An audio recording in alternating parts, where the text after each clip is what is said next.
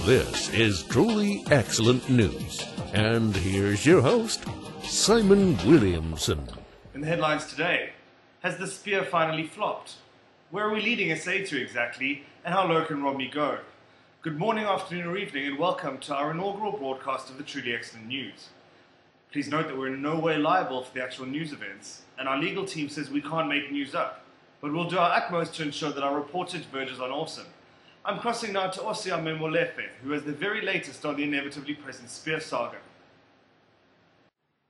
Thank you, White Simon. The ANC on Wednesday denied intimidating city press and the Goodman Gallery. The march of thousands of angry comrades to the Rosebank-based gallery was meant purely as a show of love and appreciation for the arts, but only if penis-free, ANC spokesperson Jackson Mthembu said. When asked about Bladen Nzimande's demand that the painting, The Spear, be taken down and destroyed, Mthembu said Nzimande meant destroyed in the gentlest, most non-intimidating way possible, such as flame torches and chainsaws. Meanwhile, comedians around the country rejoiced as The Spear proved once again that sexual innuendo is at least twice as likely to induce tittering as fart jokes. A source close to the matter said the laughter-prone bunch found it hard to come to terms with the stiff upper lip they were expected to maintain, as the country's reconciliation and social cohesion were penetrated by the massive cock-up that had become of South Africa's Rainbow Nation. And as the comedians tittered away in the corner, South Africans got to doing what they do best, talking, at the same time, at each other on different subjects without even noticing. The only time they took a break was to submit articles to MyNews24, a subsidiary of the Fox News channel, to confess how deeply racist they are. I'd say, color me surprised, but surprise is racist and un-African and likely to carry a Zimbabwean passport. So, get him. Thank you, Osiame. And now to other news. What? Other news? But the spear is all there is. Well, yeah, we still have 4 minutes to fill. In local news, leaders say the Department of Basic Education and the Sharp Foundation began a media shitstorm when they inadvertently raised fears that former President Nelson Mandela will not make it to his next birthday on the 18th of July. The trio of organizations recorded a range of South Africans singing happy birthday to the former head of state and de facto favorite black non-rugby playing person for white people, and will release it on 18 June, a month before Mandela's birthday. Concerns about Madiba not making it to his birthday are completely unfounded. We all know that the warning signs for danger involve the press camp solidly outside a local hospital and an increase in the frequency of flights between Johannesburg and Cape Town and Johannesburg and Perth. Moving on to international news, Mitt Romney won the great state of Texas on Tuesday, securing himself the Republican presidential nomination to take on incumbent Barack Obama in November's election. While the Romney campaign team celebrated by throwing confetti made out of torn-up $50 notes, the candidate himself was in Las Vegas attending a fundraiser in the company of Donald Trump. While Vegas would usually be a celebratory atmosphere, Trump proceeded to turn on the tap of imagined hokum that resides beneath his artificial hair, which really just hides some of his artificially colored skin, and lambasted President Barack Obama for allegedly not being born in the USA.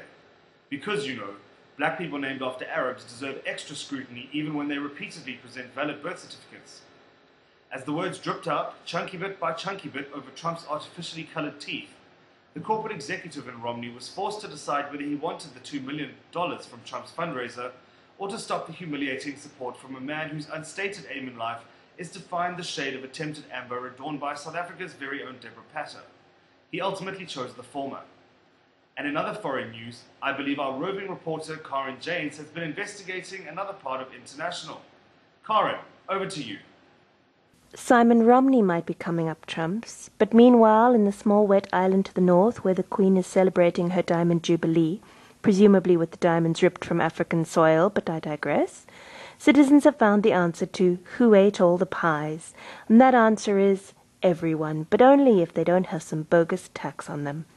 Yes, in the face of devastating cuts to the NHS, economic decline all over Europe, and ongoing inquiries into the dealings of some of the most influential people in England, the populace have rallied together to protest over that which they hold most dear, that which cuts at the very heart of what it means to be British, the pasty tax.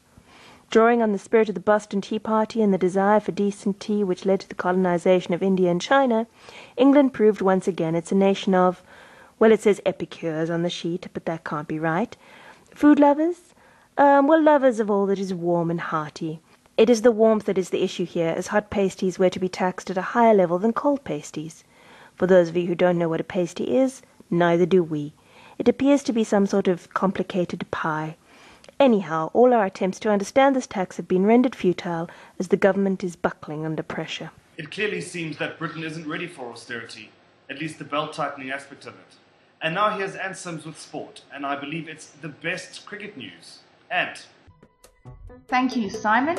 Well, just when you thought things couldn't get worse for the West Indies, Kemar Roach has been ruled out with a shin injury.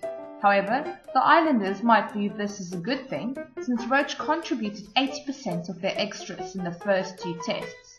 What's more, the man who is a reality TV show all on his own, Tino Best, will most likely replace him. It's expected that cricket fans will sign a petition in order to ensure he gets to play with his bedazzled bat. Upon hearing the news that his teammate will be heading home, the man from Barbados reportedly burst out into tears, seeking refuge in Ravi Rampal's bosom. It was only when he realized that he will now actually get to play for the West Indies that he ripped out his pajazzler and squealed, "It's party time, girls!" And finally, our obligatory feel-good story this week is about the new pageant to get South African hopefuls agog.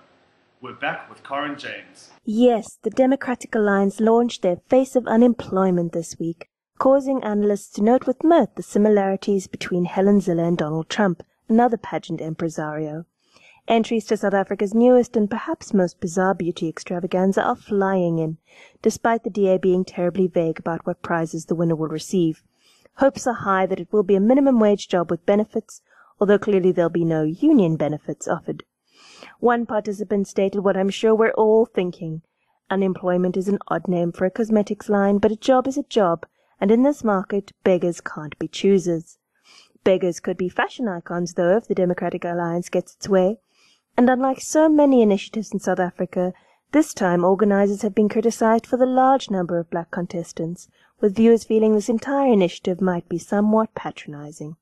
A spokesperson for the DA dismissed accusations of smuggery, saying the party was only following its tried and tested methodology of taking a valid issue, dressing it up to suit middle-class sensibilities, and then parading it in front of the rest of us ad nauseum.